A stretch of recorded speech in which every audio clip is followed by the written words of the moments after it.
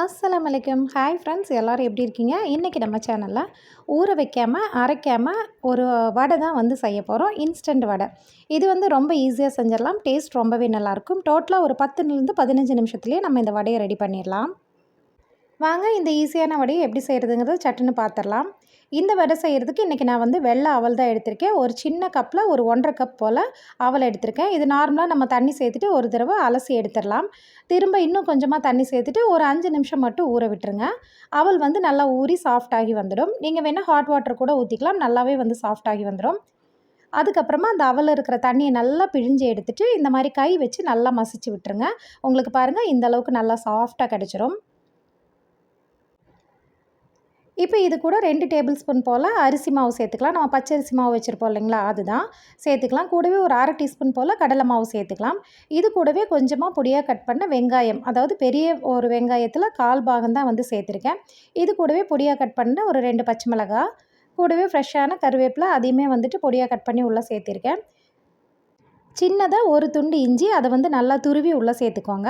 இது கூடவே கொஞ்சமாக பெருங்காயத்தூள், கூடவே வந்துட்டு ஒரு 3 டேபிள் ஸ்பூன் போல் தயிர் சேர்த்துக்கோங்க. தயிர் புளிச்சிருந்தாலும் பரவாயில்ல. இது கூடவே ஃபைனலாக வந்து ஃப்ரெஷ்ஷான மல்லி இலை கொஞ்சம் எக்ஸ்ட்ராவே சேர்த்துக்கோங்க. டேஸ்ட் நல்லாயிருக்கும். கூடவே வந்து உப்பு எல்லாத்தையுமே சேர்த்துட்டு கை வச்சு நல்லாவே வந்து பிசைச்சி விட்டுருங்க. கை வச்சு பிசையும் போது உங்களுக்கு ஒரு கரெக்டான வந்து ஒரு வடையோட கன்சிஸ்டன்சி பக்குவத்தில் வந்து மாவு வந்து உங்களுக்கு வரும். சப்போஸ் மாவு ரொம்ப டைட்டாக இருந்துச்சுன்னா லைட்டாக தண்ணி தெளிச்சுக்கோங்க. சப்போஸ் மாவு வந்து உங்களுக்கு அந்த தயிர்னால் வந்து லூஸாக வந்துச்சுன்னா லைட்டாக வந்து அரிசி மாவு இல்லை கடலை மாவு சேர்த்துக்கோங்க. இப்போ ஃபைனலாக உப்பு காரம் செக் பண்ணிடுங்க. இந்த மாதிரி உருண்டை பிடிச்சா வந்து உங்களுக்கு உருண்டை பிடிக்க இருக்கணும்.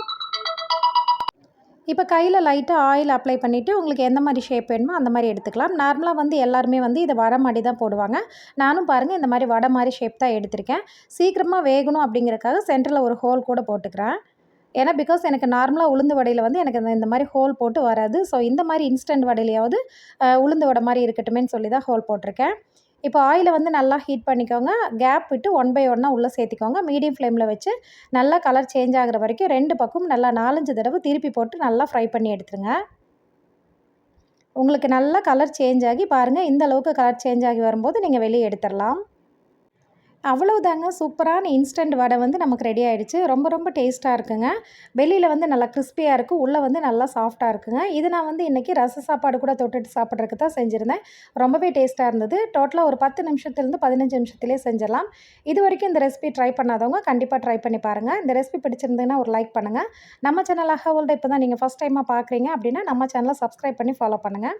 நெக்ஸ்ட் வீடியோவில் பார்க்கலாம். தேங்க்ஸ் ஃபார் வாட்சிங். பாய்.